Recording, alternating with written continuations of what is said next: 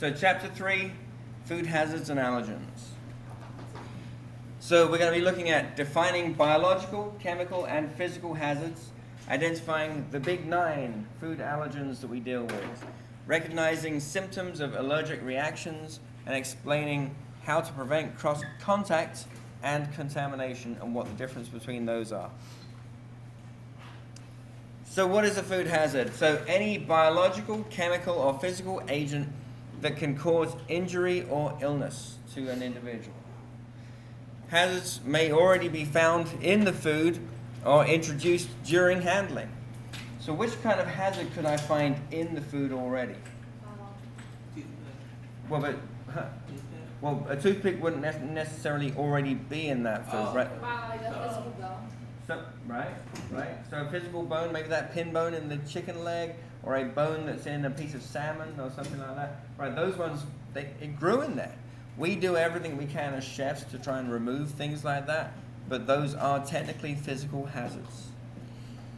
So managers must identify and control all potential hazards, and then our hazard analysis is the first part of our hazard plan.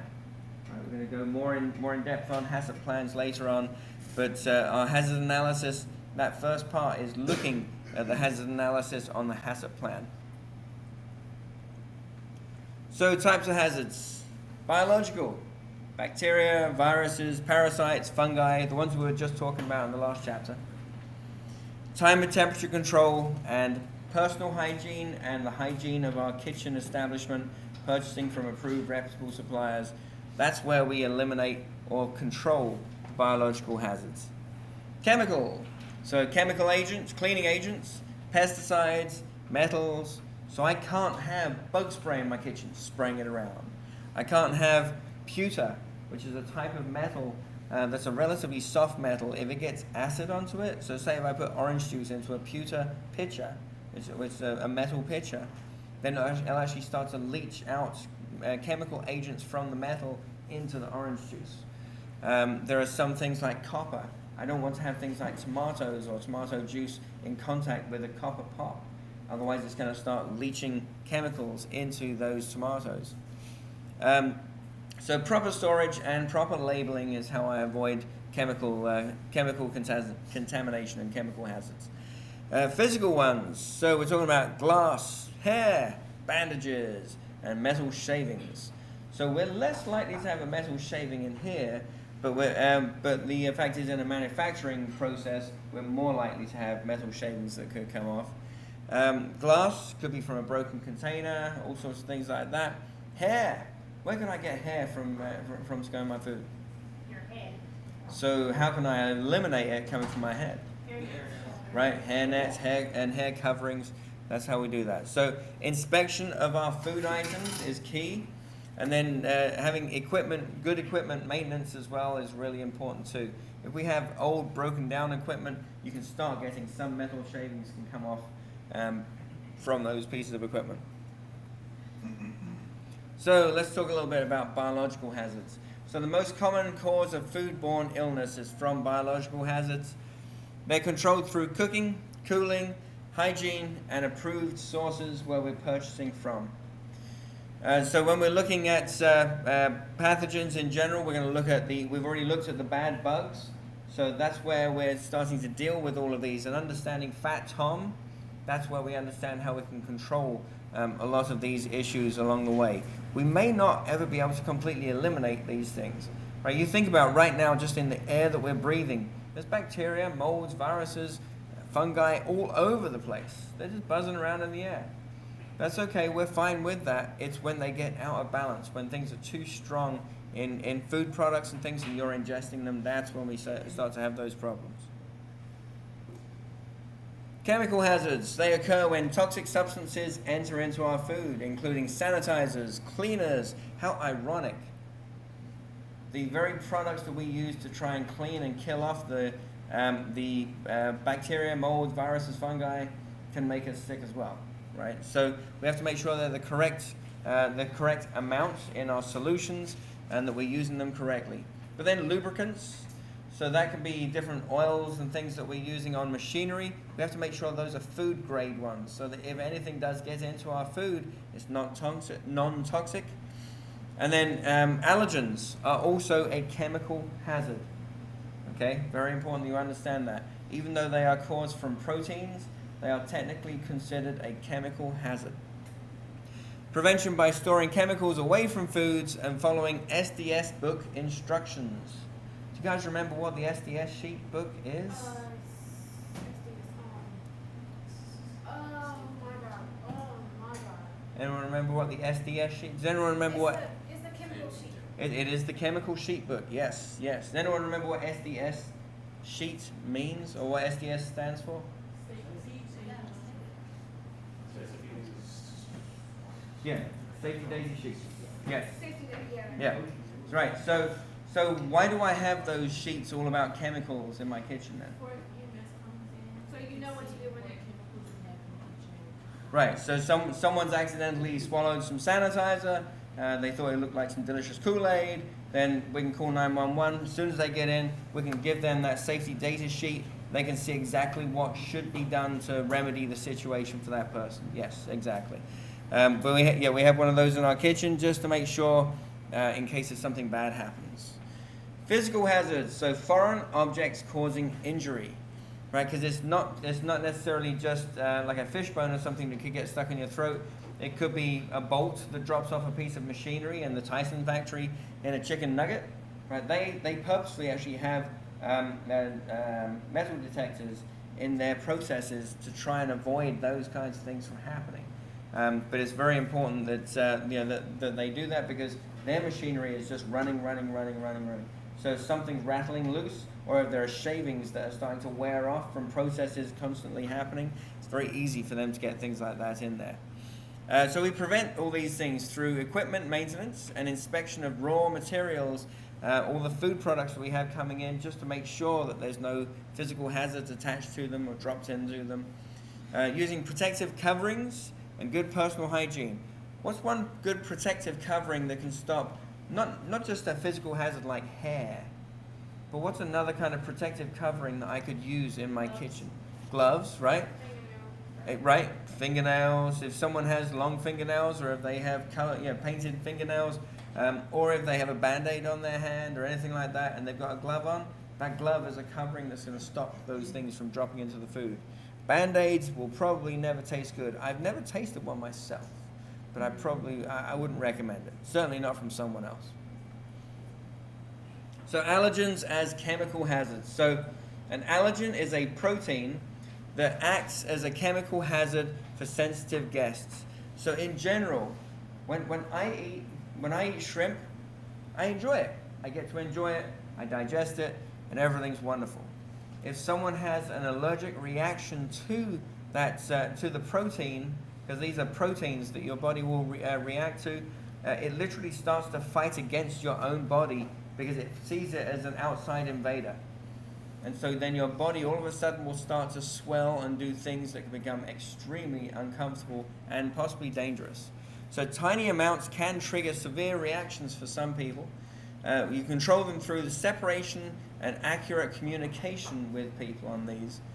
You define cross-contamination and cross-contact in a couple of ways. So cross-contact is all to do with allergens, not allowing the spread of allergens from one food or one food contact surface from one to another.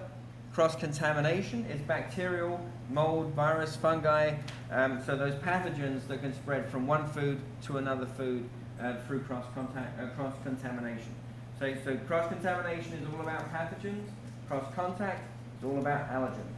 You good on that? What is a food allergy? So a food allergy is the immune system reacting to a normally harmless protein. So symptoms can be hives, swelling, wheezing, nausea, anaphylaxis. What's anaphylaxis? When your throat starts to swell. Yes. Yes, anaphylactic shock. And this can be deadly.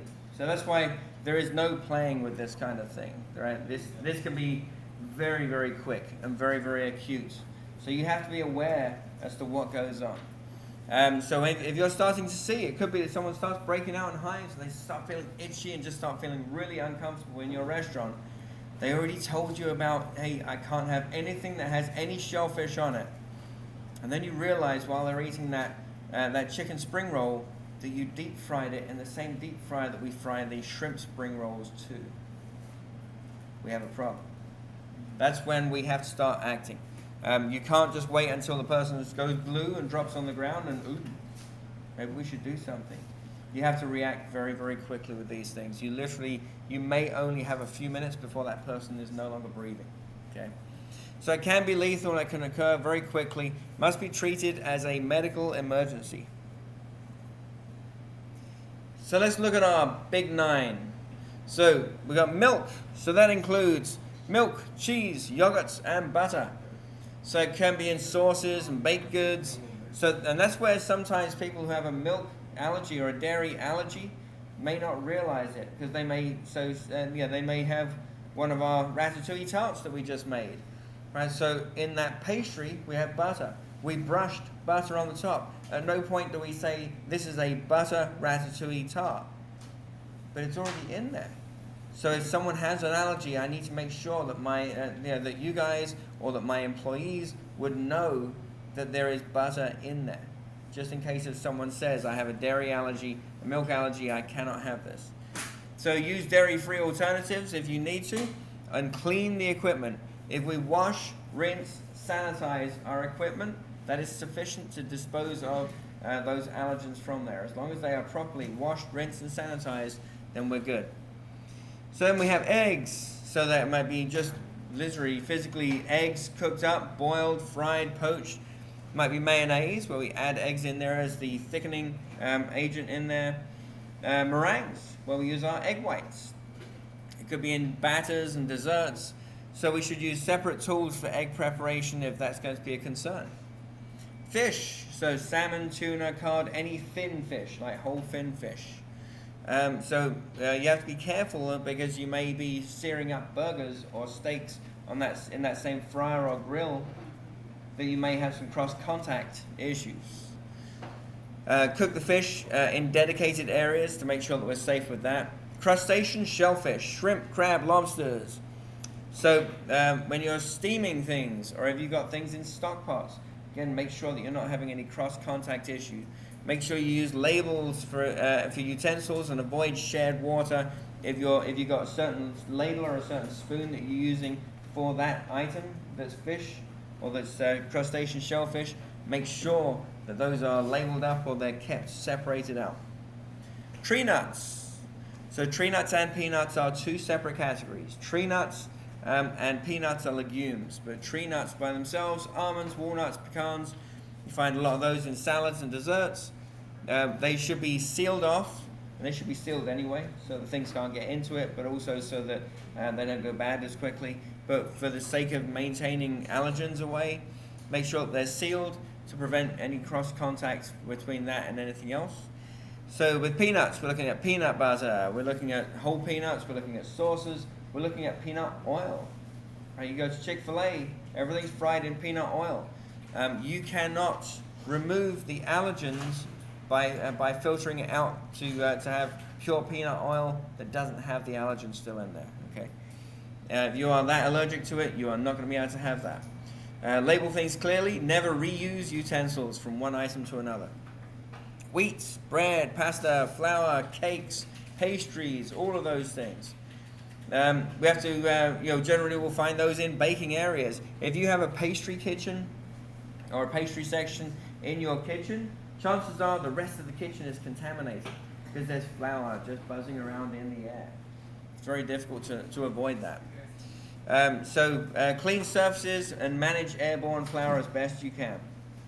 When it comes to soy, so soy sauce, tofu, lecithin.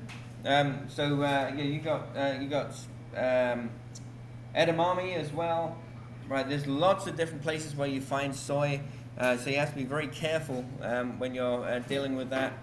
So any sauces and marinades that you're making as well, they might have it and people may not realize that there's soy sauce in there. Use separate ladles and containers.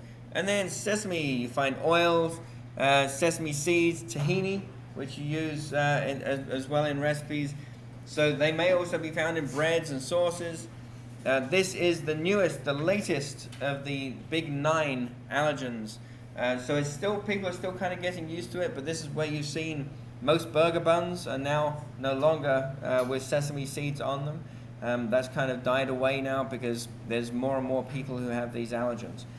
These big 9 represent about 90% of allergic reactions in the United States. So does that mean that if I avoid those, I can't give anyone any issues with allergic reactions? No, right? There are people who, I've known people who are allergic to the seeds on strawberries. And it's like, wow, really? So they literally could eat the strawberry, just not the seed. It's kind of hard to do that, right? So they just don't eat strawberries. But it's something as simple as something like that, because there is protein found in that seed that helps that seed to germinate. They can't have strawberries. But so people can be allergic to almost anything. But so you just have to bear in mind, huh? Water too. That is true. Yeah, that has been a thing as well. But so you need to be able to respect this, though, and you need to be able to work with them to keep those individuals as safe as you possibly can. So cross contact, allergen protein transferred from one food to another. Cross contamination is pathogens being transferred. Okay? So when you see a question coming up on the exam, it may not even mention allergies. And I've seen questions like that before where they didn't even mention anything to do with allergies, but they talked about cross contact. If they say cross contact, they are inferring it is allergies. So be very careful when you read these questions. That's sometimes the trickiest part with this. Read that question really carefully because the clue is in the question.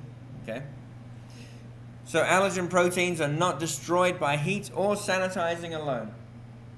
So I can't take the shrimp and cook it and cook it and cook it and get rid of the allergens. It just doesn't happen. I can't filter it out. There's nothing I can do to get rid of it. I'd have to correctly wash, rinse, sanitize the equipment so that I can use that again, but the food itself can never be altered enough to get rid of the allergen. So think about using tongs used on multiple items, could be a problem. Deep fryers, cooking different foods, like shrimp, something with shrimp in it, something with chicken in it, all in that same deep fryer. Plus uninformed service staff. Right, okay, we got this plate here, that's ready to go. This plate here is identical, but this one has no allergen on it. This one doesn't have any sesame seeds on it. The server walks out, uh-oh, which plate was it? Oh, well, let's go play Russian roulette. We need to make sure that our staff are very much aware of the dangers too. So how do we prevent cross contact?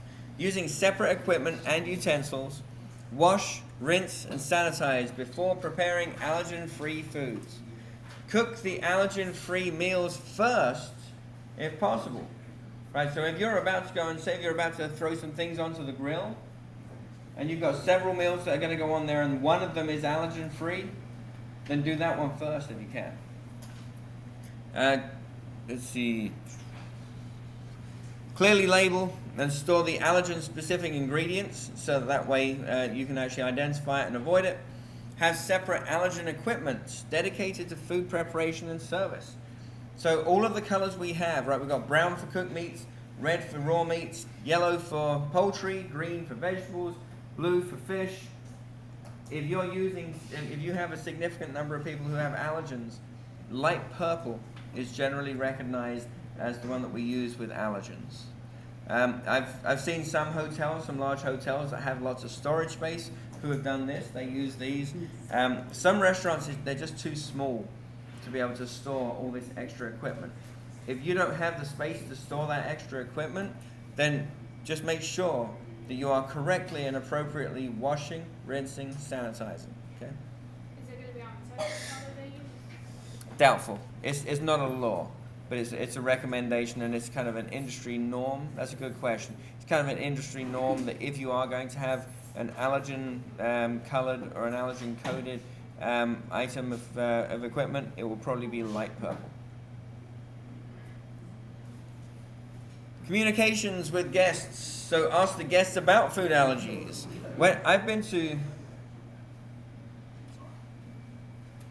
I've been to some restaurants that when you first sit down, when I was in Las Vegas last summer, one of the big questions that came up in most restaurants we sat down in, does anybody here have any allergies that they need to express to me so I can safely take care of you? And so I found that surprising. When we were in England, same thing. In London this last year, same thing. Sat down in most restaurants. First question the server asked, does anybody have any allergies you want to tell me about so I can be better prepared to take care of you? And so having that as a normal kind of thing, I can see becoming a norm in our industry because some of these allergies, they can really wreak havoc. They can really be quite dangerous. Providing ingredients, information honestly. So making sure if you say that something has a secret ingredient in it, if you see something that has a secret ingredient in it, then we have to make sure that if it's an allergen, that we identify that to the person. Doesn't necessarily mean that I have to list every ingredient on my, like all those individual spices on there. But if they say I'm allergic to ginger or I'm allergic to garlic, and you have that in there, you have to tell them you will not be able to consume this special horsey sauce that we have in our restaurant. That's our secret sauce. So notify the kitchen immediately if an allergen order comes in. Use special markers or colored tickets. Make sure that it's really obvious to the kitchen. Make sure that they know how important this is. And then maintain effective communications with the front of house staff so that they understand, so that they'll be able to deliver the food safely. So all food employees must receive food allergy awareness training. This is part of now the FDA Food Code of 2022. This came in. The managers must verify training effectiveness and must train those employees. This is no longer a suggestion or even a strong suggestion. It is a legal requirement that we are to make sure that all the staff from the front to the back of house are all trained on allergens. It should include the recognition of symptoms and emergency responses too. You do know. Do you guys know how much it costs to call an ambulance and have an ambulance come out? Thousands of dollars. If you So, don't have insurance. so if I call 911 right now and I say I've got a student in my classroom who is having an allergic reaction and I need someone to respond immediately, they're going to send someone over here. If when you arrive, say if you're a little out of breath and you're not feeling 100%, then the chances are you may not even have to be transported. You may be okay after a while. In that case, there is no charge. They only charge you once you get onto the ambulance and you actually need physical care from them. So if I'm running a restaurant and someone starts to feel the bad effects of allergens, then I'm going to call 911. And I'm going to have someone come out, because then as things do go downhill, I know that literally within the next 5 minutes, it could be they stop breathing. I don't want to call them when they stop breathing, because I can't physically get air into them because their throat is so swollen up. I can't do anything about it at that stage. I need medical care to take care of them. If it's another 5 minutes or 10 minutes away, that person may be gone by then. So if I'm starting to see someone breaking out in hives and it's getting worse, I'm calling 911 right now. They're going to come out. They'll assess the situation.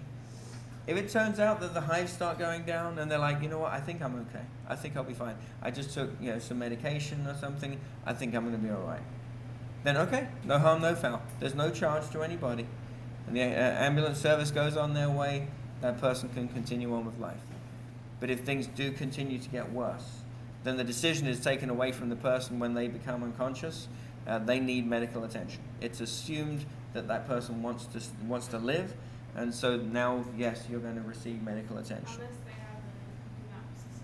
It's very rare for people who are walking around in common society, but yes, some people may have something like that if they have a chronic illness or an illness where they're going downhill rapidly. But normally, they wouldn't necessarily be coming into my restaurant. It would be highly unusual, but yeah. So emergency response to allergic reactions: stop the service, call emergency services, 911. Do not attempt to treat with medication unless if you're trained to. You may, so who here has AED, first aid, CPR training and is current on their from lifeguarding. Yeah. So that's the thing. If you have the opportunity to be able to become, whether it's Red Cross or American Heart Association or any of those first aid, CPR, and AED trained, it's a great thing to do. As part of that, they'll train you on how to use an EpiPen with epinephrine in it that can give temporary relief from things like this. What it is that it's literally a trigger where you have to make sure you're doing it the right way around. Otherwise, you might give yourself the epinephrine, in which case you're gonna feel like crap. But you actually put it into the fleshy part of the leg and it injects, and literally within seconds that person can come back around. It is temporary. It's designed to only work once, and it's designed to keep that person's airway open while you're waiting for medical help to arrive, hopefully just a few minutes down the road. But so then they can assess whether they need more epinephrine or if they need more medical help or if they just need to be transported. But the fact is, if you're not trained to do that, that's a highly risky thing to do if you're trying to give that. That's why I always say to everybody, if you can get trained in that, it's a great thing to do. So if something does happen, then you should save a sample of that food, and you should have an incident report.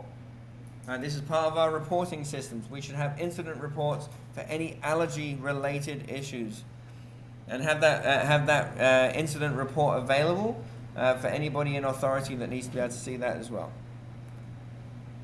Labeling and menu disclosure. So packaged foods must list all major allergens. So if I'm purchasing what we call retail foods which have been packaged up to be sold later on, so then it must have all the major allergens. So if it's one of those 9 or 2 of those 9 or 3 of those 9, it's got to be highlighted, separately denoted, includes wheat, includes eggs, whatever it might be.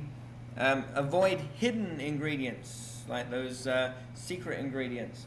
It's not good, but you need to make sure that someone knows what they are so that they can be identified. If that person says, I'm allergic to this, then you can say you cannot have this secret sauce or whatever it might be.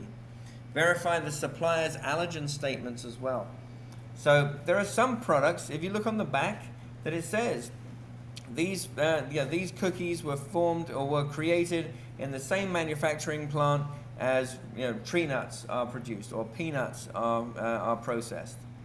It could be that it's such a small amount that for a lot of people it might not cause any issue. But if it is that that is a serious allergic reaction for somebody, then if they end up consuming that food, even with trace elements in it, could make them seriously ill. All right, let's do a few questions before we finish up here. So which condition describes cross-contact? Raw chicken juice drips on lettuce. Peanut residue remains on a knife used for a sandwich. Sanitizer mist falls on pastry. Hair in salad. B, right. The peanut residue remains on the knife and is used for a sandwich. Yep. Cross-contact. Always read the questions really carefully. All right, which of the following is one of the big 9 allergens? Corn, chocolate, sesame, or citrus? Thank goodness. Wait, isn't chocolate because it has milk in it? It doesn't necessarily have milk in it, though. Right? But you pose a really good question. Because sometimes when you look at this, when you're taking the big exam and you're like, oh, maybe it's chocolate. Don't read too much into it. It's black and white, right?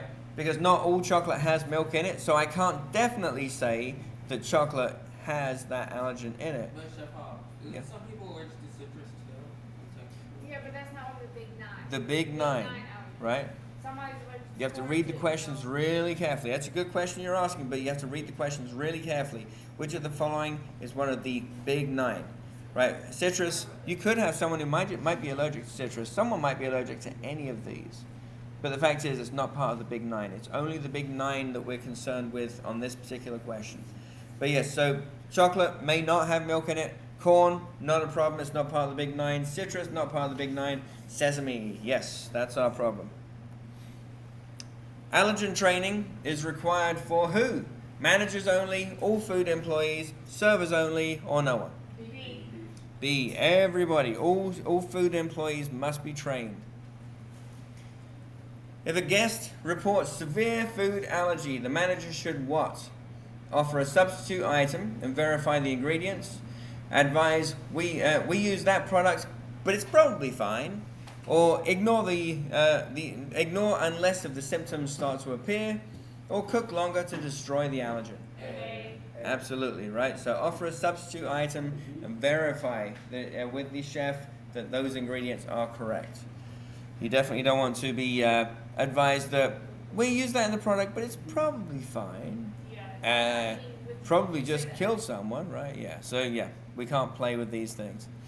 An allergen-free meal should be prepared anytime during service, after other foods are cooked, before other foods, and with clean equipment, or on the same grill as regular items. Absolutely right.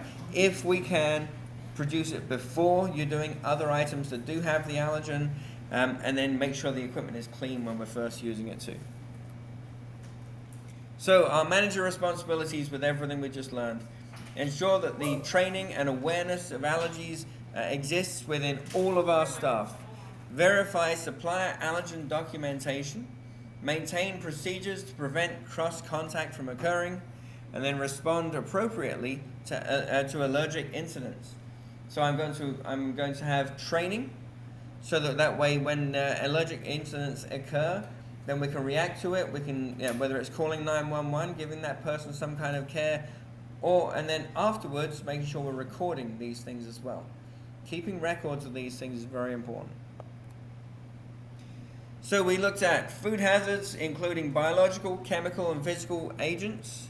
What type of, when we're looking at allergens, which one of those three did it fall in? Chemical, very good. Yeah, food hazards, including biological, chemical, and physical agents.